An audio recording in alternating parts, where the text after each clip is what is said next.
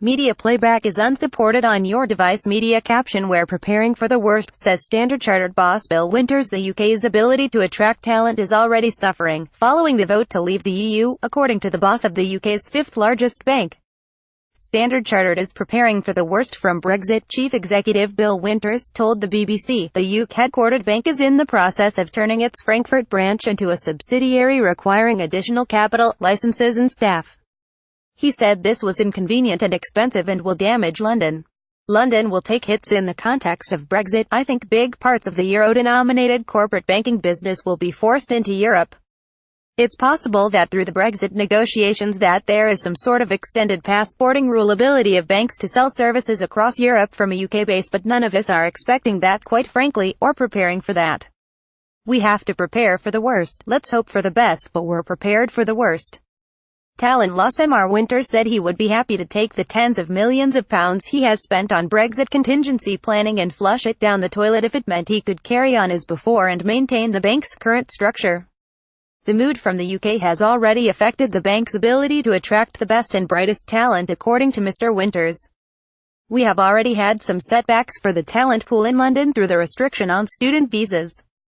That's already a problem. Some of the best talent that we can have in the UK marketplace is coming from students that have chosen to study here and then stayed for some extended period afterwards. We've noticed that's been impacted already. More through a sense from non-UK people that this might not be such a hospitable place any longer. It's more psychological than contractual. Official numbers bear this out. After a decade of uninterrupted growth, applications from EU students for places at UK universities dropped by more than 7% last year, according to UKheadquartered, even though their right to stay on and work is, as yet, unaffected. The Department for Education spokesperson said it was taking action to provide certainty for students. We have confirmed that EU students starting their courses in the academic year 18-19 or before will continue to be eligible for student loans and home fee status and will have a right to remain in the UK to complete their course, they added. Trump's mistake. Image copyright Getty Images. Image caption. Bill Winters says US President Donald Trump is wrong to allow China to grow its economic influence. Standard Chartered is not a high street bank here in the UK.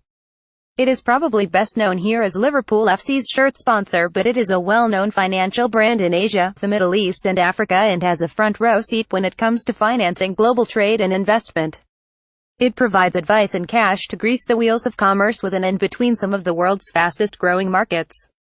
Former Wall Street banker Mr. Winters is convinced the U.S. under Donald Trump is making a big mistake in allowing China to grow its global economic influence in areas from which the U.S. is retreating, as demonstrated when it dropped out of a trade mega-deal called the Trans-Pacific Partnership.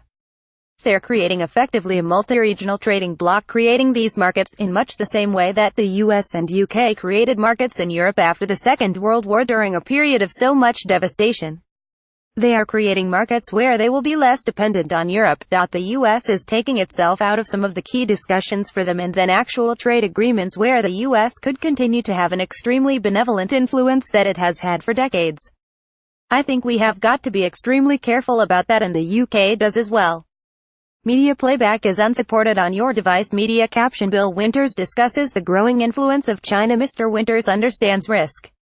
He was part of a major report into the stability of the UK financial system commissioned by the government after the financial crisis. He believes the banks are much more secure than they were a decade ago, but that has presented another type of risk. A lot of banks have seen their profitability, their earning power reduced. They have been forced to hold more shock-absorbing money in reserve, and that has meant their earning power per pound of the capital they set aside has diminished. Meanwhile, technology companies are coming along and doing lots of the things banks like to charge for, like foreign exchange and making payments, and doing them more cheaply and conveniently. Many experts think banking's next crisis is the competition from nimble tech firms that don't have all the expense associated with being a bank. This is one reason why many banks' shares, including Standard Chartered, are trading at roughly half the price they appear to be worth on paper. The idea that banks can't make enough money may seem perverse, but any business that can't earn a sufficient return on the capital provided by investors is ultimately doomed, as investors will take their capital away.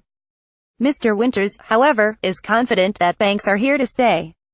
For my 35 years in banking, I've started every year with people saying there is some enormous competitive threat looming, and they are right, there always is. But if you serve your customers as best you can, you will stay relevant.